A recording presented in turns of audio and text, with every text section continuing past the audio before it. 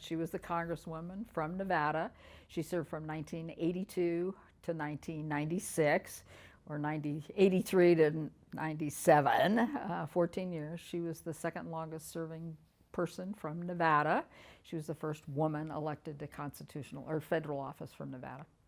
What comes to mind when I think of my mother? My mother was a great lady. She was always kind, thoughtful, never forgot where she came from or who she represented.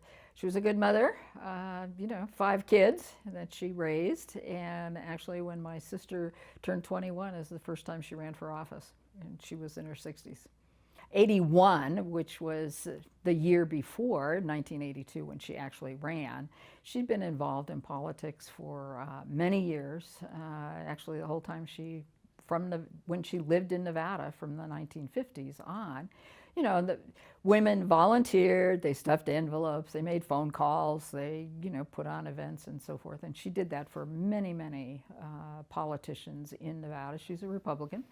And then when Nevada got its second congressional seat, we only had one for the whole state, one congressperson, and then she was encouraged by Paul Laxalt to run for Congress, and she ran in 1982, but we were stuffing envelopes in 1981, trying to raise money and organize. So that's how she got in. And Paul Laxalt, really, he was the senator then, and he encouraged her to run for the seat.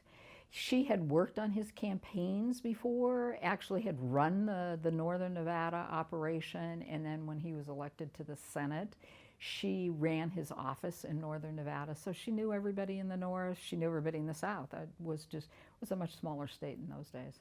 What drew her to the Republican Party and politics was the conservative values, family, limited government, not reduce taxes, but not increasing taxes, strong national defense. My grandfather, her father, was a general in the Army, and so she was two of her brothers graduated from West Point, so she was a very pro-military family.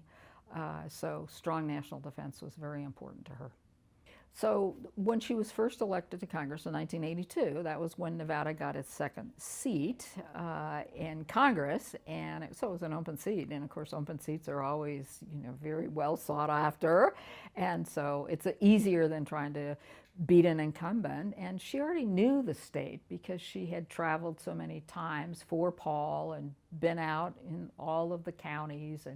And when she was elected, she represented the whole state. The first congressional district was just limited to Clark County, and she had all 16 rural counties plus a part of Clark County. So but she knew the state, she knew the issues, she knew agriculture, she knew mining, she knew what it was like in the small towns, she knew people everywhere, and so it was easy. In 1982, I ran for state treasurer, which was a statewide race and a constitutional race, and I was the first woman elected to constitutional office in the state of Nevada in 1982. I had actually run in 1978 for state treasurer, and I'd won the Republican primary, but I lost the general election. So I had already traveled around the state, and then when she ran, we campaigned a lot together because she was in a statewide race, basically. Fun times. We had a good time. And then you'd get done after an event, and the three of us would get back in the car, back in the plane, and we'd talk about, people we'd met, what their issues were, and, we'd all talk to different people. So, we would exchange and learn a lot more than what we would have done had we just been by ourselves. So individuals like Paul Laxalt, like Barbara Vucanovich, could get elected because of their personal relationships with people. Was retail politics really one-on-one? You could travel states, you could meet people, they could know you. You want to run for governor? Well, you better meet me in Nevada because I want to look you in the eye and decide whether I trust you or not. She represented rural Nevada, right, which is all the resources. She was on the Interior Committee. I think it's called the Resource Committee now. But, those were always issues, whether it was agriculture, which is grazing fees, mining laws. Those were the big things that really impacted rural Nevada. There were a couple big things that she passed or got passed, and one was getting the speed limit lifted because, during the energy crisis, they reduced the speed limit to, I don't know, 55. Well, if you've been in rural Nevada, the distances are great and 55 miles an hour, and there's nobody out there, right? So it made no sense so she was able to repeal the 55 mile an hour speed limit, which made her very popular with everybody in the rural counties. And the other thing that somebody brought to her was the taxing of pensions. And if you and it's a source tax. And so if you retired in California and moved to Nevada, California still taxed your pension. And I was like, well, you're not giving me any services, right? And and I'm not using any of your services. And so this became a big issue.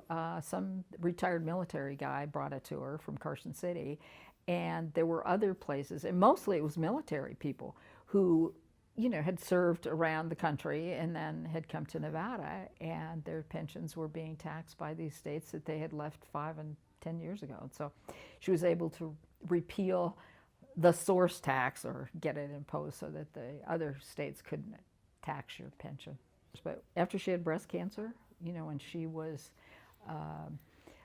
sworn into Congress, she went for her physical, and they discovered a lump in her breast, and she had a mastectomy. And over spring break, she didn't miss a vote in Congress. She did a lot of outreach to women who had breast cancer. In fact, her former opponent, Mary Gojak, was diagnosed with breast cancer after Mother, and she ultimately died, not thereafter, but not soon after, but she did die. And Mother and she struck up quite a personal relationship. Mother wrote her, and they talked on the phone. Sandra Day O'Connor was another one that comes to mind. Mother, reached out, and when of course she knew her, but reached out to her. So she wasn't really, that wasn't one of her big legislative agendas, but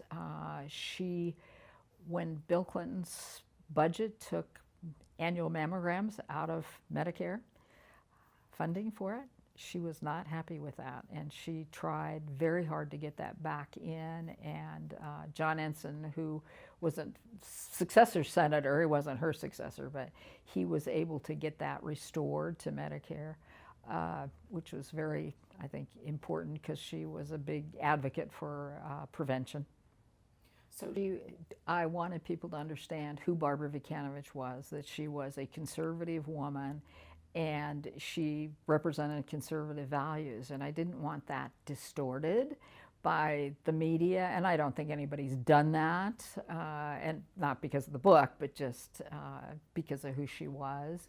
And there should be a place for conservative and liberal women in the political discourse, and it just seems like right at the moment we don't have too many conservative women speaking out. She was honored to serve. She knew the state. She knew the people. I think she did a good job and was well respected.